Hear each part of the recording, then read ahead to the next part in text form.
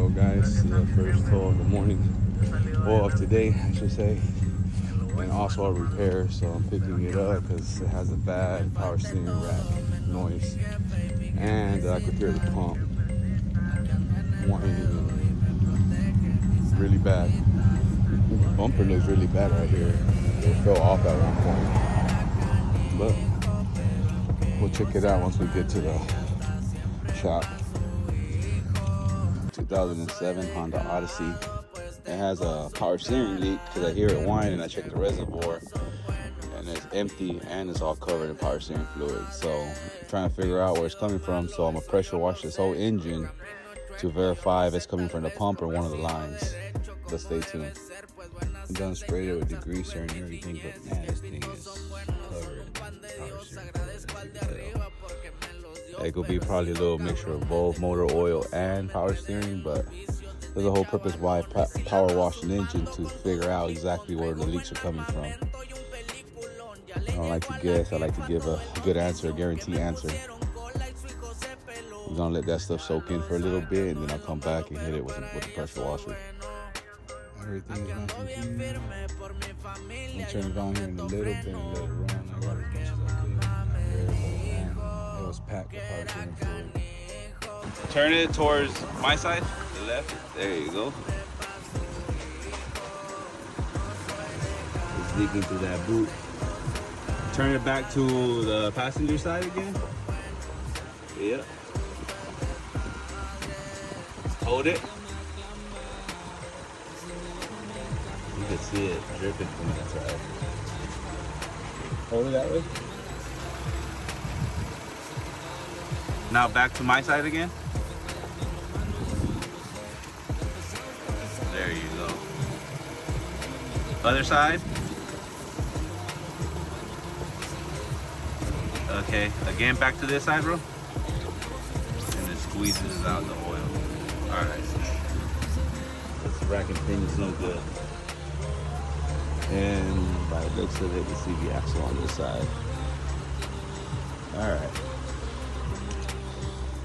Okay guys, we're back on the Honda Odyssey 2007. Gotta clean all this oil debris off. Even though I pressure washed the engine, I still gotta do the undercarriage of the vehicle. Well, we already know that the rack and pinion is leaking. We were waiting on parts. The parts have arrived, so I'm gonna go ahead and get started on this side. Start taking everything apart. Stay tuned for the rest. As you can tell, I already had loosened it up with the impact gun, and so is the other side.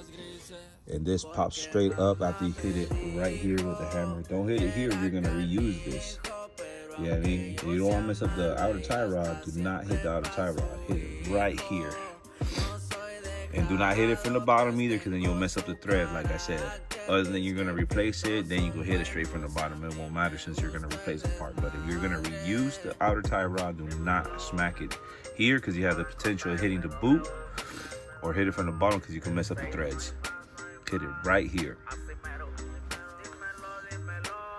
The same thing, you do the same procedure on the opposite side. Then you come inside the vehicle as well, which I already took it out. This plate that covers that area, this little plastic tab holds it in place. This one unfortunately had one, but technically it's supposed to have two. And I already removed the 10mm bolt that goes down in here where it holds the steering wheel in place. I already removed it. Second thing is to strain out the wheel again and tie it down, because you don't want it spinning around while you're trying to remove the rack and pinion out. And you could break the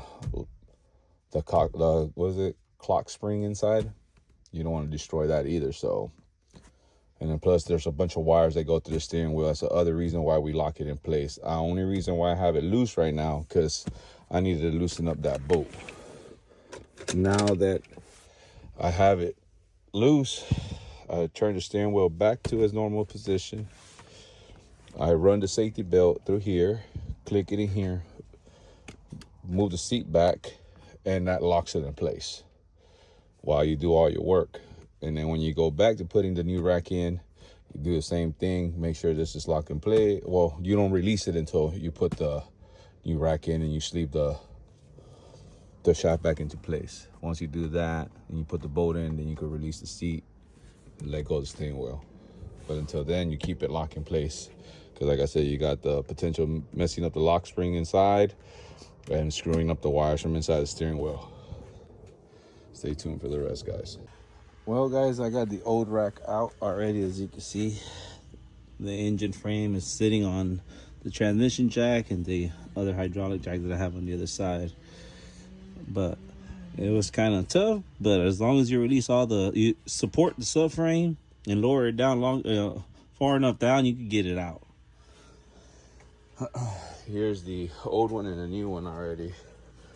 I put the outer tie rod in on this side because when I put it in through the driver's side, so that won't get hung up on anything. The one on the passenger side I did remove due to the fact that I didn't want the outer tie rod getting in the way when I'm putting it back in. And the reason why we're replacing this rack, because every time you turn left or right, oil squirts out the boots. So that lets me know the seals on the inside are damaged completely out. That's why we're installing a new original Honda rack and pinion in. We're also doing sway bar links and the sway bar link bushings, which I have right here.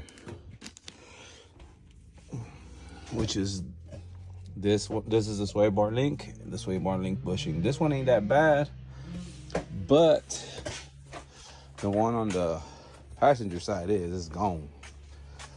Thing is no good. I think as you can see there's almost like a hole in the middle. You can see the light right through it, the bushing. But we're replacing the sway bar links and the sway bar link bushings. What's on the bot? It's gonna get done next. And all my bolts and everything are cleaned up, ready to go. Ain't leaking no more. I already bled the rack and pinion out. Got all new fluid running in it right now. I haven't raised in the air since I just finished the job. I just finished getting out the system by rotating the tire back and forth. Got all the air out the system. Running really good now. Should be perfect now. So, about to lower it, take it out for a test drive, go from there.